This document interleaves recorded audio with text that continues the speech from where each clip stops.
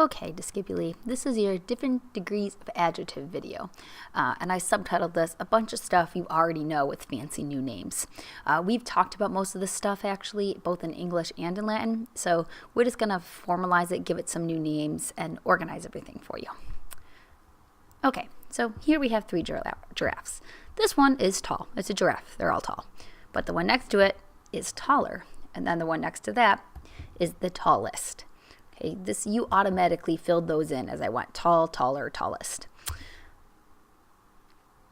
The new stuff is that we're going to call this guy, this is the positive adjective. That's the normal one, just tall.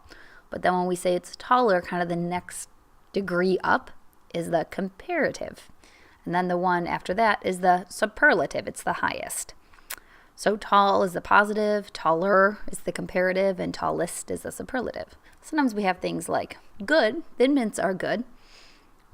Okay, then Samoas are definitely better. And then tagalongs are clearly the best Girl Scout cookie. Again, positive, good, comparative, better, superlative, best. And then sometimes it looks like expensive, more expensive, and most expensive. So fill up the top part of your notes with the following slide. These are all just English examples of these types of adjectives. So comparative, again, tall, good, expensive, fun, smart, just the normal adjective. And then when we say that it's taller, we compare it to something else, or better or more expensive. That's called the comparative. And then the highest one, the tallest, best, most expensive, most fun, smartest, those are all superlatives. Okay. So let's go through and fill out, you're going to go across your chart. So positive adjectives, it's just the basic form of the adjectives when you look it up. Okay, so whatever the book ending is, that's what it is, whatever it is in the dictionary. The endings are just whatever it is supposed to take. So if it has a US on the end, it takes first and second declension endings. And if it has that weird third declension ending that you're used to seeing now, it takes third. And the translation, again, whatever the book gives you. So you look up calidus, it has a US, so it's second declension. And then it just means clever. If I were to look up ferox, which is that weird third declension ending, it's going to take third declension endings, but it's still just going to mean fierce. I know that with quam, we're going to go through that whole column at the end, so we've left that part blank for now. And we'll have a whole slide dedicated to the with quam one. All right, comparative adjectives. In order to form these, we add OR or IOR onto the stem. And I am not going to ask you to actually write these or hold you accountable for if there's that IOR or not. Just know that if you see OR or IOR on the stem, it's a comparative adjective. They always take third declension endings, even if it's normally a first and second declension adjective. So if you look up at your notes, it has calidus, meaning that's usually a first and second declension adjective. But when we add the IOR to it, becomes a third declension. So you see here I have the litum in the UM in the positive, but it's litiorem in the comparative. So it just switches those adjectives because we've got that IOR on there. Okay, so always third declension. Go ahead, write that in. And the translation is usually ER and happier, but we don't say like funner. That's not correct. We say more fun. So more or er. Okay, superlative adjectives. Formation. We've done this first one. Add ism onto the stem. You've seen that a lot. It was on your final. It's not news to you. This adding rim into words that end in ER, that we've touched on, but we haven't really talked about.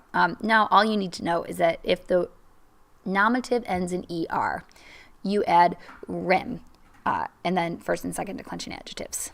So add ism or rim.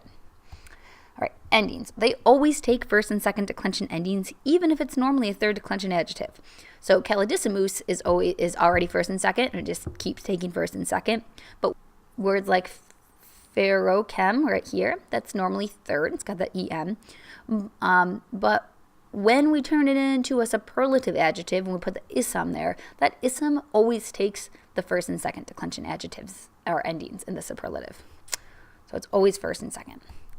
Okay, and the translation, usually it's ist. Sometimes we can say most. So happiest or most fun. Either one of those is fine. Okay, adjectives with quam. Positive is how, whatever the adjective means. So, tu es calida quam, how clever you are.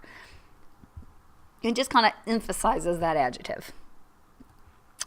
For comparative, if you add it, it's more blank than whatever, or more adjective than whatever. For example, feles sunt calidores quam canes. The cats are more clever than the dogs. So quam there is going to translate as than. So quam, than. And again, that IOR means more here. All right, superlative as whatever the adjective means, as it is possible to be. Nos discipules sum quam calidissimi. We students are as clever as it is possible to be. So you've got the quam, and the calidissimi means as clever as it's possible to be. Okay, some examples. Nos Romani sumus calidi. So I don't see anything here in that calidi that implies to me it's going to translate anything different than clever. There's no ism, there's no IOR, it's just clever. So we Romans are clever.